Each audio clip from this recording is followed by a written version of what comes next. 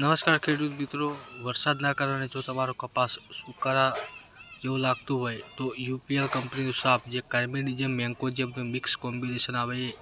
અને કોઈ પણ કંપનીનું હ્યુમિક એસિડ સાથે એમોનિયમ સલ્ફેટ જે મોરસિયું ખાતર આવે આ ત્રણનો પાલો કરીને ચાસમાં ઉડાડી દેવું, જેથી કરીને તમારા સુકારાનો પ્રશ્ન અટકી જશે અને ખોરાકને છોડને પૂરતો ખોરાક મળી રહેશે,